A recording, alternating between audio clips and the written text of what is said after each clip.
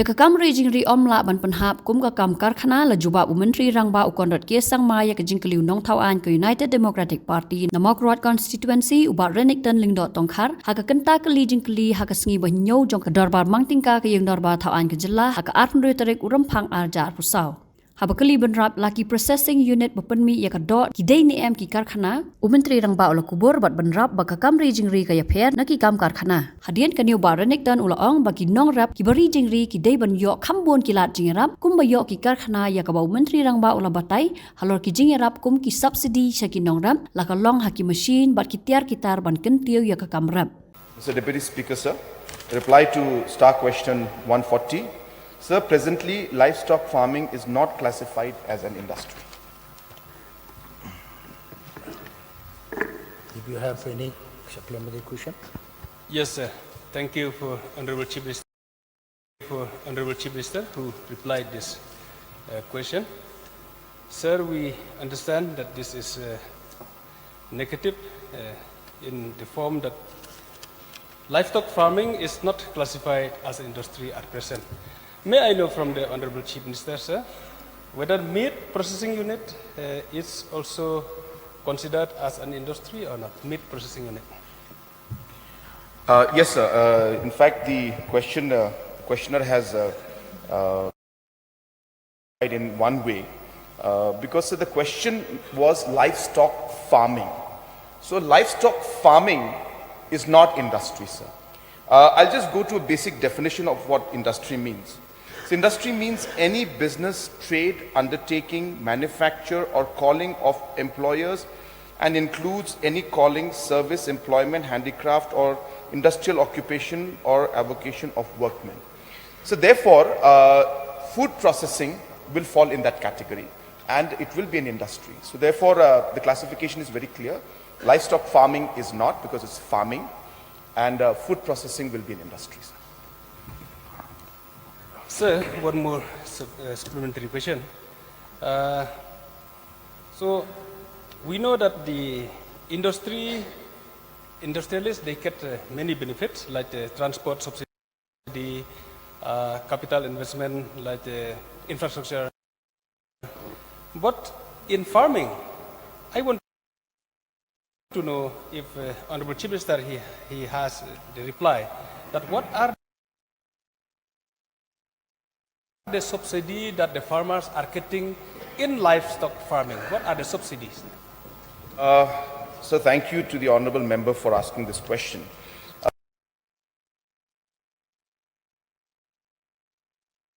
Sir, there are many programs that we are giving subsidies, sir.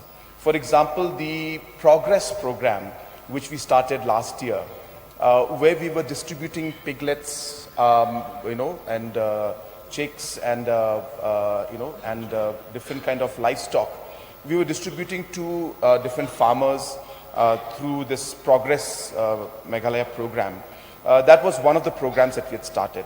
Now, sir, one of the most important programs that we're going to have, which almost every member is aware about, which we are calling the CM Elevate program. And so in the CM Elevate program, we have a very large component of subsidy for farmers and especially for livestock. In fact, sir, you will be quite surprised to learn that we have received 30,000 applications for CM Elevate in a matter of 2 months, and 20,000 of them are for livestock rearing. And we will be providing 50% subsidy from the state government side to these different beneficiaries, which means that if the farm will cost, say, 10 lakhs, then 5 lakhs will be supported by the state government. And we intend to see the possibility and ways in which we can expand it even further in the future. Sir, one more question. To help our farmers, as we have included tourism, now we call tourism industry. Can the government think of including livestock farming also as an industry, so that because we are expecting that our farmers to do in a big way, in a big scale, which they need to transport their livestock from one place to another. So if we can include and make an industry in the farming, our farmers will benefit to get the subsidy like transport subsidy. So whether the government can think of including livestock farming also as an industry. Sir, the plain reason why I have replied in the negative is because farming is farming as per the definition and industry is industry as per definition. So therefore, it cannot be mixed. So livestock farming is one sector and food processing industry is a different sector. I think what is important to note, and the honorable member, what he's trying to address, is that the benefits that the industries get, industrial units get, why can't the farmers get? I think that is the concern of the honorable member. And therefore, it's a very genuine concern, sir, because there's always been subsidy, there's always been different kind of incentives when it comes to industrial policy. And I guess the honorable member is desiring that that industrial policy benefits should also be given to the farming sector. That's what he's trying to say. So let's get that clear, sir, that it cannot be made industry, it's a farming sector. But having said that, definitely, sir, creating of the environment and support structure for farmers should be done. And I'm happy to inform you that it is being done, sir. Even, sir, as we speak, almost over 100, as I said, Mahindra pickups have been given to different IVCS groups for transportation so that they are able to transport their products. And in the next 4 years, we are trying to target to give total of 500 such vehicles. These will be a network of Mahindra pickup vehicles which will be all over the state, run by integrated village cooperative societies, individuals, self-help groups, so that they can support the entire transport of products from one place to another. So we are doing it not in terms of a transport subsidy as such, but we are helping them by giving them actual vehicles, that too at 45% subsidy from the state government side, and 50% is loan, which is again organized by the state government, a very, very low interest loan. And then of course 5% is the contribution of the personal or the group that is involved. When it comes to power subsidy again, sir, if we're not giving power subsidy, but again we are promoting what we call renewable energy systems. So you'll be happy to know that in the last 3 years, we have put up 166, close to 166 food processing plants all over the state. These food processing plants, sir, are run totally on solar power, all financed by state government. And hence, there is no power cost to the farmer as such and to the groups as such. Sir, we have also provided almost close to 100, sir, I can't, my memory is falling a bit short, I'm not remembering, but close to 100 locations where we have provided different solar powered cold storages, sir.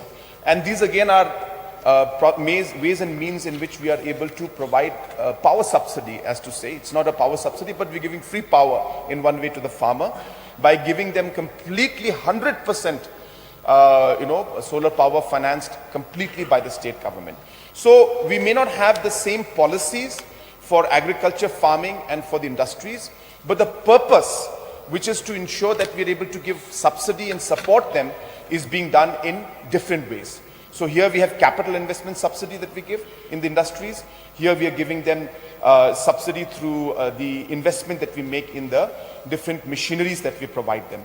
As I said, all the machines that have been given are being provided by the state government. Here we give power subsidy. Here we're giving farmers free electricity in terms of solar energy.